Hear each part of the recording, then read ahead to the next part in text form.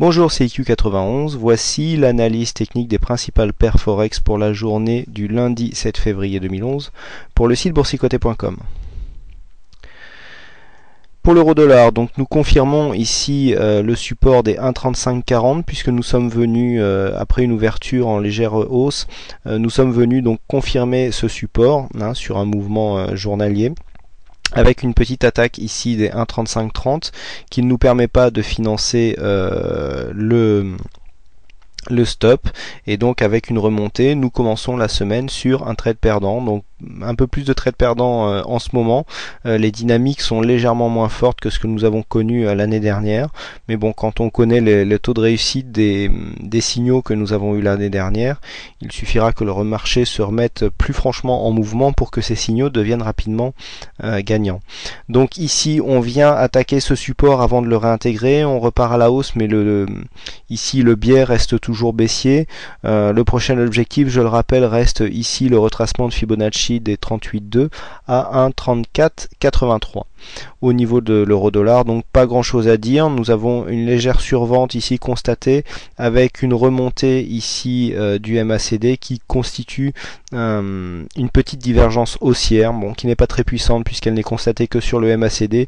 Ici au niveau du stochastique et du RSI, pas de divergence, donc signal qui devrait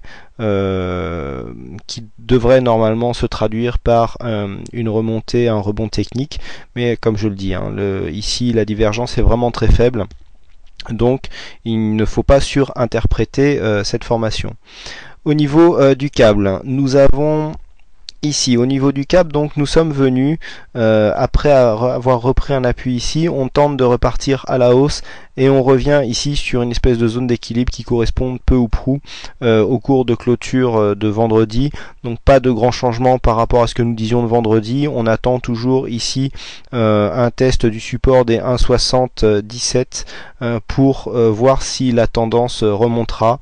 Bon, ceci dit, une cassure ici des précédents plus hauts qui, je le rappelle, était l'objectif que nous avions fixé en sortie ici de consolidation, n'a toujours pas été non plus qui n'a toujours pas été non plus confirmé.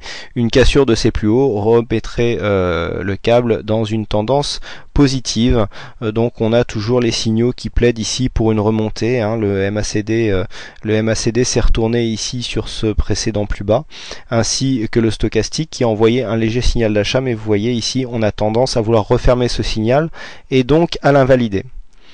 Sur le dollar-yen, le dollar-yen nous donne un mouvement assez intéressant puisque après avoir fait une tentative ici à portée du trend, nous avons été confirmés ici un support avant de remonter et de relancer une attaque ici sur cette résistance baissière. Donc l'attaque est en cours, il faudra voir si vraiment cette attaque sera suivie d'une cassure, et donc cette cassure serait confirmée ici si nous dépassions la zone des 83,20 pour ce qui concerne le dollar-yen. Attention toutefois, nous sommes en surachat, le MACD vient de se retourner à l'approche d'une résistance technique ici, il faudrait un peu plus de force pour avoir une cassure vraiment nette et dynamique.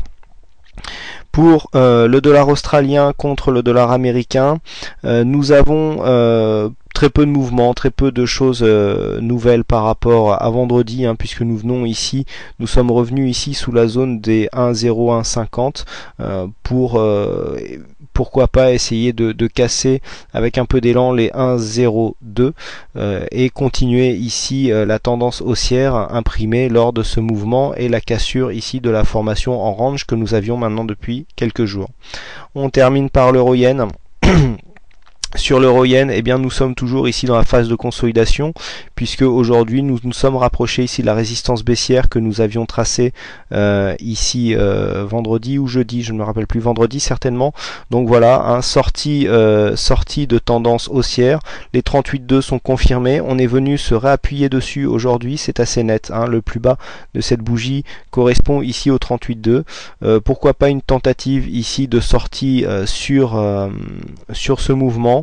Au niveau des indicateurs, nous sommes neutres, donc on pourra avoir assez de force. En cas d'échec donc de cassure de cette résistance baissière, on pourrait confirmer et aller rechercher les 50% qui se situent à 110,42. Voilà ce que l'on peut dire donc pour ces analyses techniques. Merci à toutes et à tous de les avoir suivis. J'espère que cette vidéo vous donne toujours entière satisfaction. Quant à moi, il ne me reste plus qu'à vous souhaiter à toutes et à tous une bonne soirée, bonne chance dans votre trade et je vous donne rendez-vous dès demain pour de prochaines analyses. Bonsoir.